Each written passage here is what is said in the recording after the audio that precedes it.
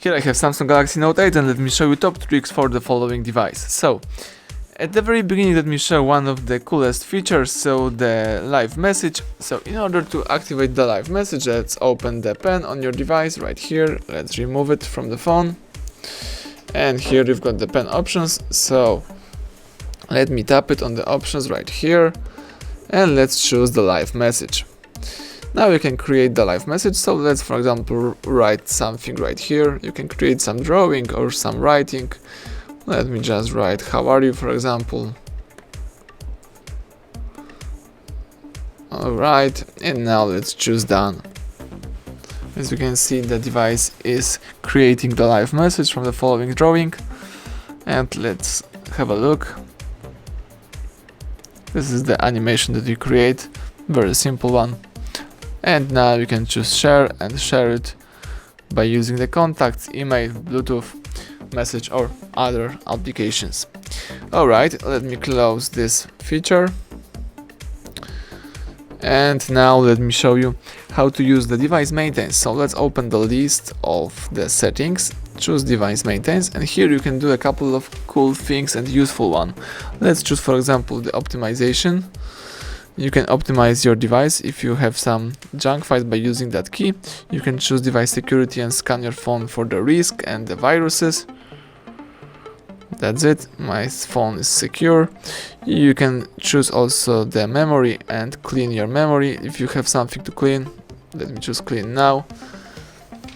And just by using a couple of the following optimization features, you can speed up your device. So that's it. Let's go back. Now let me show you the floating camera button. So let's open the camera right here. And if you would like to use some other button to capture the screen, let's choose settings, scroll down, and let's select the floating camera button. Let me find this feature. It's right here. So you can add an extra camera button that can be easily moved anywhere you want. Let me enable this. Let's go back, and here you've got your camera key. Let's just tap it to capture the screen, and you can place it wherever you want. So that's it. Let me close the camera, and now let me show you another cool feature. So the multi-window.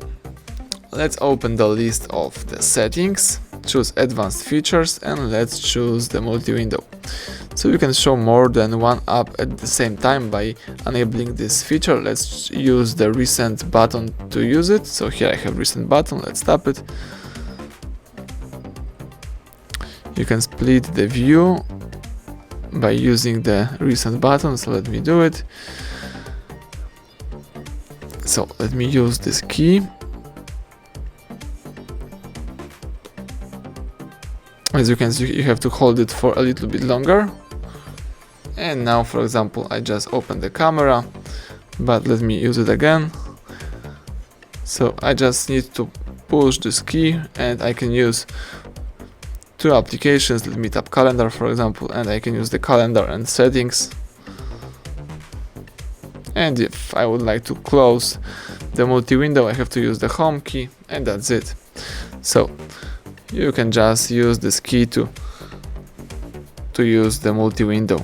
You have to hold it for a little bit longer, and now you can use it and choose app list to choose your applications that you would like to share and split. So that's it. Now let me also show you the last cool feature, so the blue light filter. Let's just find and select the display settings. So let's choose the settings icon, find and select the display. Select the blue light right here, so you can reduce the eye strain by limiting the amount of blue light by using that selector. And now you can use this filter. You can also set up this blue light by using the following scale, and you may also turn it on as scheduled, so you can set up some rules to turn on the following mode. That's it. You can go back, and now you can use your device in a normal way. Thank you for watching. Please subscribe our channel and leave thumbs up under the video.